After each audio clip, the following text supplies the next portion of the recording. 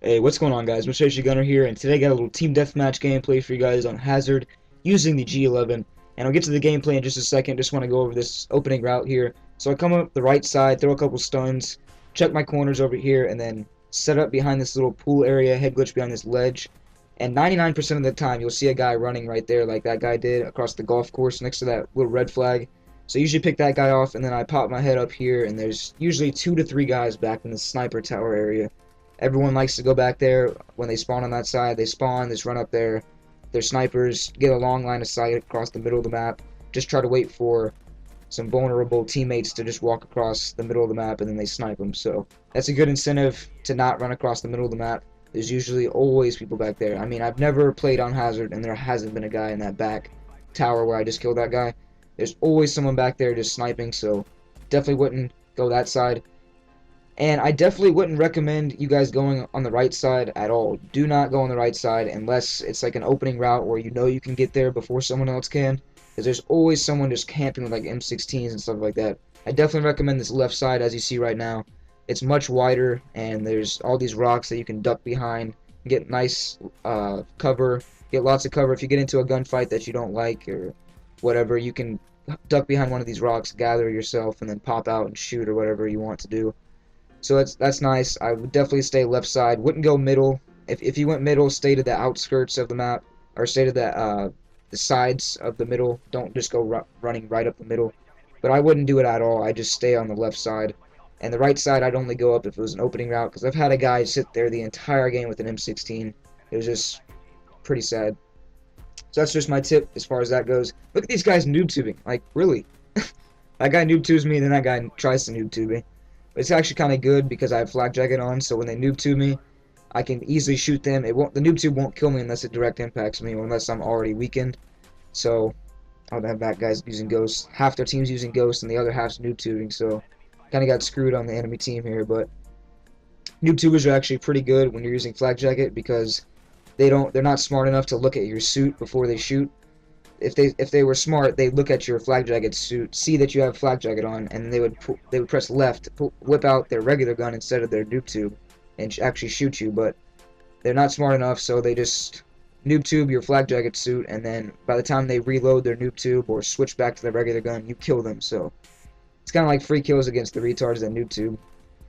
But after all those brutal days in Modern Warfare 2 of noob tubing, I'm just getting kind of sick of it. Even though it's not as prevalent in Black Ops, it's just pretty annoying whenever people noob tube. I just hope Modern Warfare 3 is not as noob tube heavy as it was in Modern Warfare 2. But enough about that, and on to this gameplay. So as you see, I'm using the G11. Usually don't use the G11.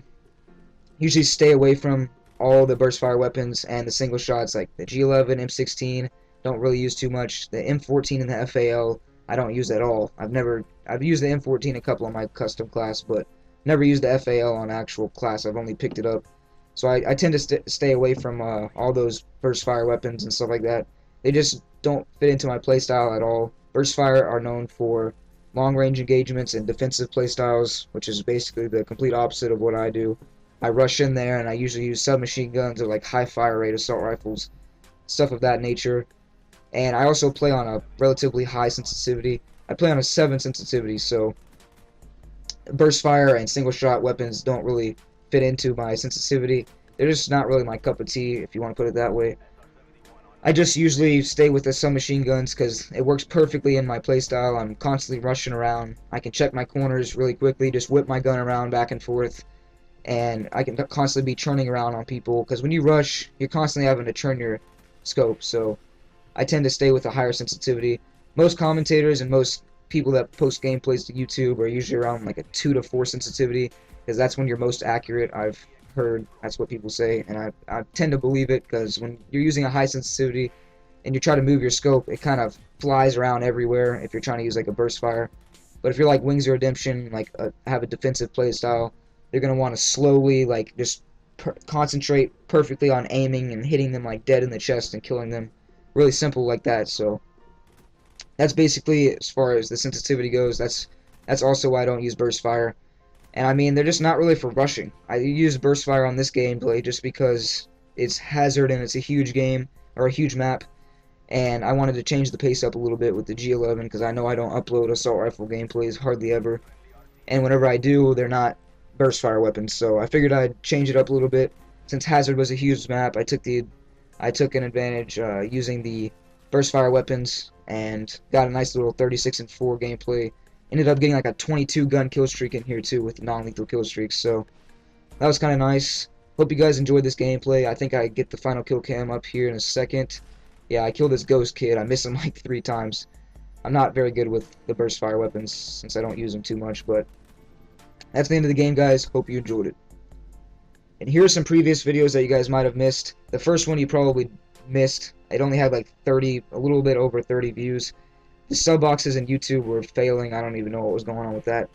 It's like it was the quad feed plus the triple feed clip, but I had an entire gameplay with it, so I don't think you guys saw that. So if you didn't see it and you want to go check it out, I appreciate it if you do that. I'd really appreciate that. And the second one is a 31 gun kill streak on Silo. I uploaded a while ago. And if you guys want to go check that out, if you haven't seen it, feel free to. It's a nice little 31 gun kill streak on Silo, like I said before. My first game on Silo with the MP5 case, so hope you guys enjoyed that, and I'll talk to you guys later. Peace.